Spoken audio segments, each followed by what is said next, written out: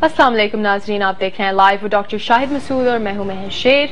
आज नई वफाकी काबीना ने अपने ओहदों का हलफ उठा लिया है और वजीर आजम की जेर सदारत वफाकी काबीना का पहला इजलास हुआ, जबकि नैब ने शरीफ खानदान के खिलाफ रेफरेंसेस पर अदालत से तस्दीक शुदा रिकॉर्ड्स हासिल कर लिए हैं। इसके अलावा अपोजिशन ने आयशा गुल अलैह साहिबा के मामले पर तहकीकाती कमेटी बनाने का मुतालबा किया है।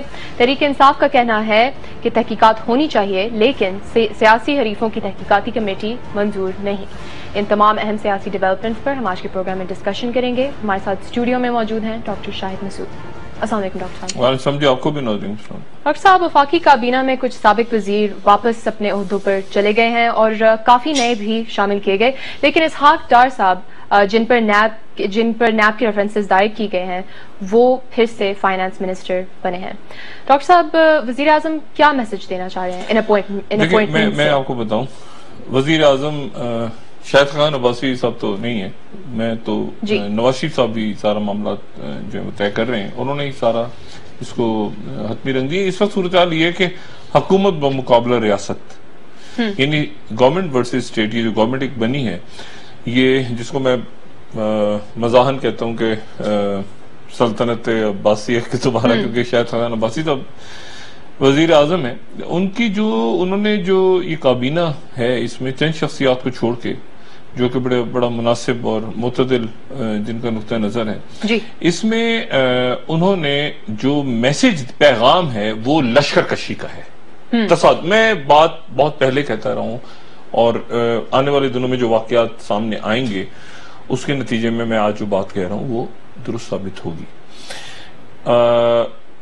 अल्लाह करे गलत साबित हो, लेकिन हालात जिस तरफ लेके जा रहे हैं लोग, वो तसादुम शदीद तर सियासी जो तलखी है, सियासी दहशतगर्दी है, ठीक है, लड़ाई मारकुटाई, ये सारे हंगामे, और उसके बाद ये डिपार्टमेंट ऑफ डर्टी ट्रिक्स, गालम गलूच, ये सारा जो पिछले 24-48 घंटों में चला, इसमें मजीद इजाफा होगा आने वाले दिनों में।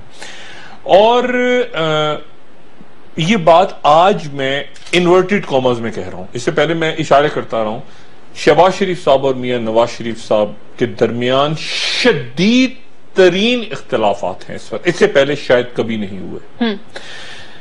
चौधरी निसार साहब मुस्लिम लीग नवाज में हैं और वो रहेंगे, लेकिन इससे ज्यादा चौधरी निसार साहब के इख्तिलाफात ना कभी थे और ना कभी आइंदा हो सकते हैं। तो अब ब्रेकिंग पॉइंट पर हैं ताल्लुकात।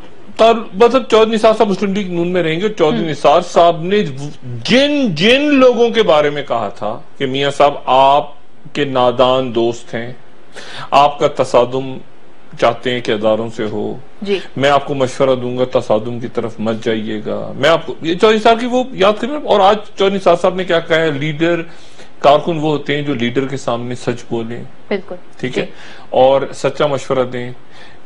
मैं काबीना में क्यों शामिल नहीं हुआ, चंद रोज बाद बताऊंगा। चौधरी साहब ने अपनी सियासी पोजीशन आज के जलसे में जाहिर की कि मैं मौजूद हूं, और मैं वो पहले मशवरा भी दे चुका हूं प्रेस कॉन्फ्रेंस में, याद दहानी करवाई उन्होंने।